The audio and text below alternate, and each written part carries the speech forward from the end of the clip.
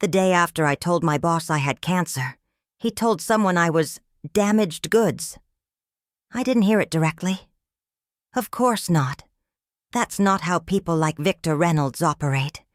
They smile to your face, offer sympathy in well-practiced tones, then whisper the truth in rooms you're not invited into. But the words got back to me, filtered through a concerned colleague, one of the few still willing to risk being associated with someone unreliable. A week after that, I was fired. Officially, it was restructuring, a vague corporate term that usually means numbers on a spreadsheet got circled in red. But I wasn't just any number. I was the only one let go. My role wasn't eliminated. It was quietly reposted 3 days later with a slightly different title and a younger, healthier candidate in the pipeline. I'd worked there for 7 years, built their brand from the ground up, launched campaigns that brought in millions, and now all of it was gone because I got sick. But here's what Victor didn't know. The oncologist treating my breast cancer was his wife, and she recorded everything. My name is Madison Clark. I'm 34 years old, and up until a few months ago, I was the senior marketing director at a fast-growing tech firm in Boston. I loved my job. I was good at it. Deadlines didn't scare me. Pressure fueled me, and I knew every inch of our brand like it was built from my own DNA. I wasn't just climbing the ladder. I was helping design the next rung. Then came the diagnosis, Stage 2, invasive ductal carcinoma, breast cancer. I remember sitting in that sterile exam room, listening to the words like they were in a different language. My mind immediately went to logistics. How much time I'd need off for chemo, how I'd manage my team remotely, whether my insurance would cover cold capping to keep my hair. I didn't cry. Not then. I just started planning. The next day, I walked into my boss's office and told Victor the truth. He looked up from his laptop, barely blinked. "Wow, that's heavy," he said. I nodded. "But I want to keep working, through treatment. I can adjust my schedule, work remote on infusion days, and I'll delegate anything time-sensitive. I've already drafted a coverage plan." He leaned back, crossed his arms, and gave me that tight, rehearsed smile he used during performance reviews. "Of course, Madison. We support our people.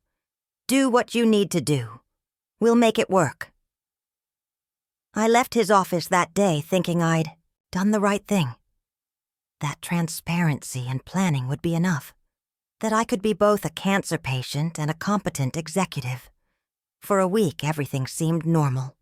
People checked in, sent me articles about anti-nausea tea, even a fruit basket showed up from HR. Then, the tone shifted.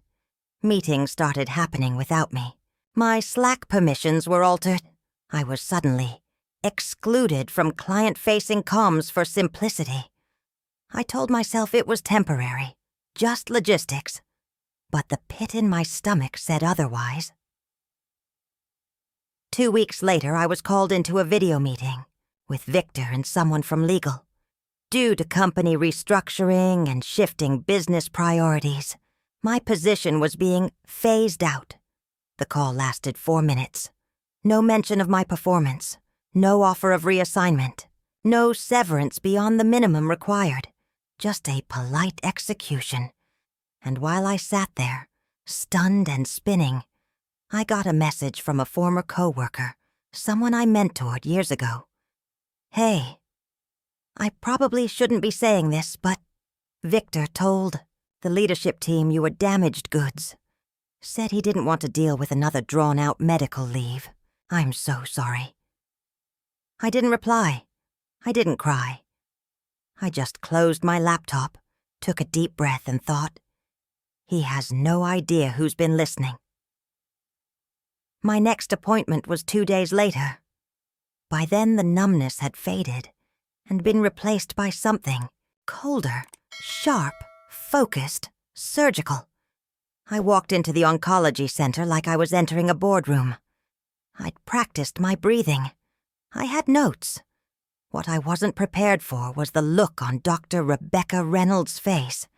She greeted me the way she always did, calm, steady, eyes warm behind her glasses. But there was something different this time. Something behind her voice. After reviewing my labs and going over my treatment schedule, she paused. Then she closed the file gently and said, "Can I speak with you off the record?" I blinked. "Of course." She leaned back in her chair and took a breath. "I need to tell you something, and I want you to know it's coming from a place of both professional responsibility and personal integrity." I sat up straighter. "I know you were let go from your job this week," she said carefully. "And I know that it wasn't about performance." I nodded cautiously. "I thought that might make its way around." Her eyes didn't flinch. "I know because I heard it myself.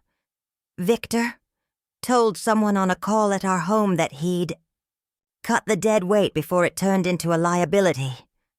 He was bragging. He's done it before, more than once." The room felt suddenly smaller. "He said it in your house?" She nodded slowly. "And he knew I was within earshot. I've suspected for a long time that he was discriminating against people. Employees dealing with illness, pregnancies, aging, parents. He always disguised it with policy terms. But this was the first time he said it so openly. I didn't know what to say, but she wasn't done. I've started recording some of his conversations at home, on principle. Call it a conscience that finally reached its breaking point. I didn't know they'd ever be useful. Until now." I stared at her, unsure if I was more shocked by her honesty or her courage. She reached into her desk, pulled out a small flash drive, and slid it across the table. "I'm not asking you to use this. That decision is yours. But I think you deserve to know the truth. And if you decide to pursue it, I'll stand by you." My fingers closed around the drive. At that moment, I knew two things with absolute clarity.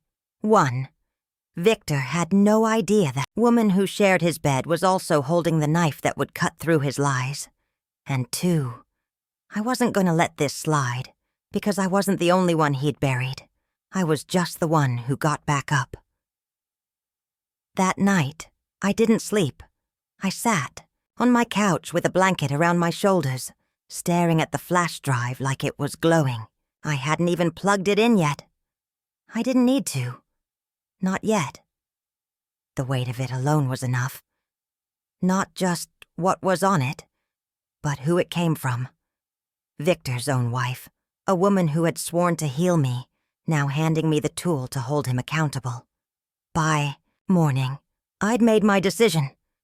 This wasn't going to be a personal vendetta. I wasn't going to write a bitter blog post or post passive-aggressive jabs online. No, if I was going to do this, it would be strategic, thorough, legal. I called my old friend Rachel, a civil rights attorney who once ran a clinic specializing in ADA workplace violations. I hadn't spoken to her in a while, but as soon as I told her what happened and who had given me the recording, her tone changed. "Bring everything," she said. "Come in today." At her office, I laid it all out. The sudden firing, the replacement job posting, the message from my coworker, and finally, the flash drive. Rachel listened quietly, took notes, then leaned forward. "This is textbook ADA retaliation," she said. "And if what's on this drive is as clear as you're saying, we may be looking at more than just a single wrongful termination. This could be systemic." I told her what Dr. Reynolds had said, that Victor had done this before, that there might be other employees with similar stories. "Then we don't start with a lawsuit," Rachel said. "We start with a pattern. If we find more victims, we file for class action. That means leverage. That means real change." It was the first time since the day I was fired that I felt something close to hope. That evening I met with Dr. Reynolds again. This time not as patient and doctor, but as allies. "I'm in," I told her. She nodded quietly resolute. "Then so am I." And that's when the tide turned. Because now I wasn't just a woman fighting cancer. I was a woman with a case, and his wife was my first witness. The weeks that followed were a careful, calculated war. Rachel and her legal team began the groundwork, quietly, reaching out to former employees who had left under suspicious circumstances. We combed through LinkedIn profiles, tracked down email addresses, and crafted neutral messages that didn't give too much away. Just enough to ask, "Were you ever pressured to leave your role while managing a medical condition?" We expected a few bites. We got 9. A former project manager who'd been diagnosed with MS and was let go after requesting remote work. A sales rep recovering from thyroid surgery. Fired for performance issues, the same week her treatment schedule went into HR. A junior designer let go 6 weeks after announcing her pregnancy. One by one, they told their stories. One by one. We saw the same language in their termination notices. Business priorities, restructuring, incompatibility with company direction. Different roles, same playbook, and most damning of all, every one of them had reported directly or indirectly to Victor Reynolds. With each new statement, Rachel's case grew stronger. What began as a single wrongful termination was rapidly becoming a class action lawsuit built on a foundation of quiet cruelty. Meanwhile, Dr. Reynolds, Rebecca, continued to provide support from within. She handed over additional recordings. Victor speaking flippantly about cutting risk, mocking one employee's emotional baggage, and boasting that young, healthy hires stay longer. In one file, he said clearly, "People like Madison, they're just bad investments. You put in all this time and money, and then, boom, chemo. Suddenly you're the bad guy for trimming fat." When Rachel heard that clip, she didn't say a word. She just opened a new file on her desktop and labeled it Key Evidence, Exhibit A. By the end of month 2, we had 6 hours of audio recordings. Former employees with written statements. Internal emails leaked by a sympathetic HR contact. A timeline of hiring/firing decisions showing clear ADA violation patterns. It was no longer a case. It was a reckoning, and still we didn't file. Not yet. Because we knew the moment the lawsuit went public, Victor would spin it. He'd deny. He'd smear. He'd paint himself as a misunderstood executive, making hard decisions. So instead, Rachel arranged a private mediation request, sent directly to the board of directors of the parent company that owned Victor's firm. The board, unaware of the recordings, the statements, the class action groundwork, responded with polite dismissal. 2 days later, we sent them a full dossier. They called within the hour. What they heard made them sick. What they saw made them act. Victor Reynolds was placed on immediate leave, pending internal review, and we hadn't even gone to court yet. The fallout came fast. Within 72 hours of the board receiving our evidence, Victor's name was wiped from the company website. His calendar was cleared, his email access revoked, and a cold corporate memo went out to all employees. Effective immediately, Victor Reynolds will be taking an indefinite leave of absence pending a review of recent allegations. No mention of what kind. No apology. Just silence wrapped in legal padding. But the story didn't stay quiet for long. Someone leaked the memo, Probably someone from the inside who'd had enough. And within a week, an expose ran in the Boston Ledger.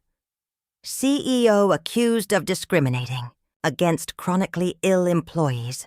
Wife whistleblows. The headline went viral. Reporters dug deeper. Former employees started speaking up publicly.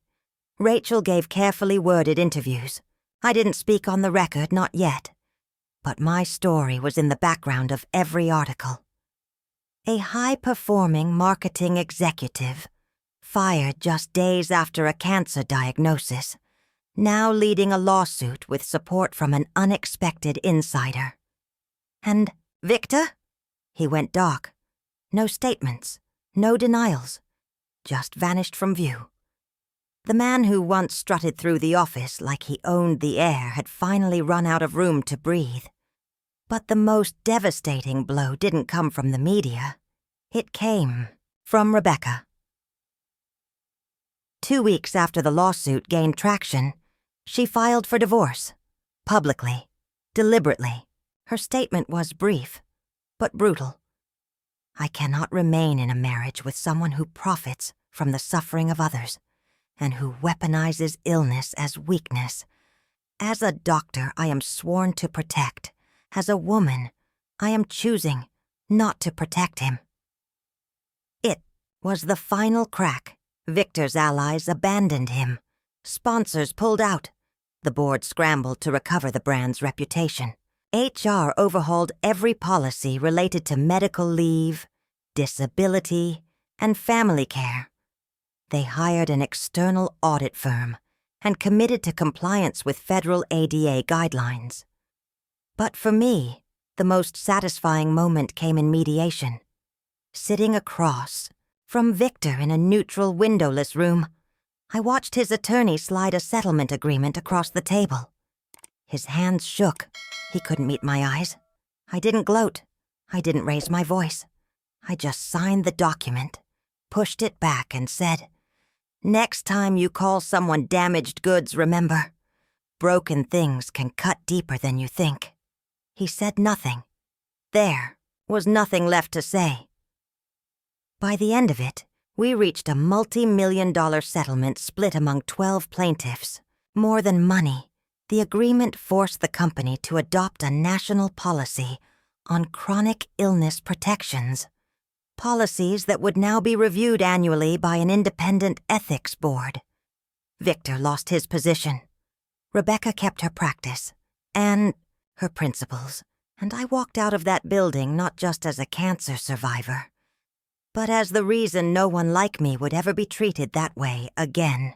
1 year later, I stood on a small stage in a community hall in Cambridge, facing a room full of women and men in folding chairs, some bald from chemo, some in wheelchairs, some clutching folders full of paperwork and questions.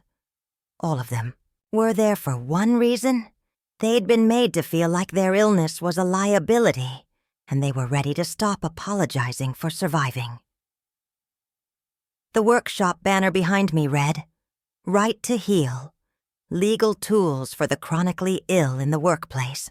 It was the first event hosted by the nonprofit I started after the lawsuit, the Resilience Project. I never set out to be an advocate.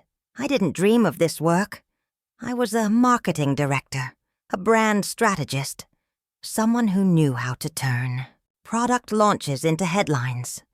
But now, I was channeling every skill I had into making sure no one else had to go through what I did alone. Dr. Victor Reynolds was sitting in the front row. She and I had stayed close, not as doctor and patient anymore, but as partners in something far more enduring. She'd gone on to testify in 2 more cases, and she now served as the advisory chair for our Medical Legal Alliance Board. She called it penance. I called it integrity. After the workshop ended, she approached me with her usual quiet strength and a slight smile. "Heard from him?" she asked. I shook my head. "Last I heard, he tried starting a consulting firm. Didn't get far." She nodded. "Some men build empires out of power. Others crumble when they lose control." I didn't say anything for a moment, then added, he taught me something. Not about leadership, about silence. Rebecca raised an eyebrow. That silence isn't always weakness, I said. Sometimes it's strategy.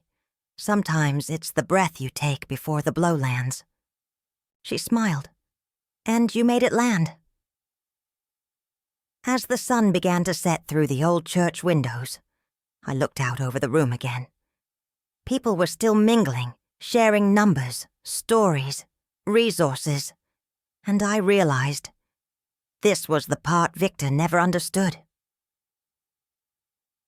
You can fire someone from a job, but you can't erase their voice. You can't silence someone who's learned to survive out loud. He tried to write me off as broken, but what he didn't realize is that broken women rebuild differently. We don't just recover. We redesign the system that failed us, and we make damn sure it never happens again. And that's how I learned that evidence speaks louder than outrage ever could. Ever been judged for something beyond your control? Tell me what you would have done in the comments. Smash that like, subscribe to Sophia's Revenge Stories for more daily revenge stories, and share this with someone who's ever been underestimated.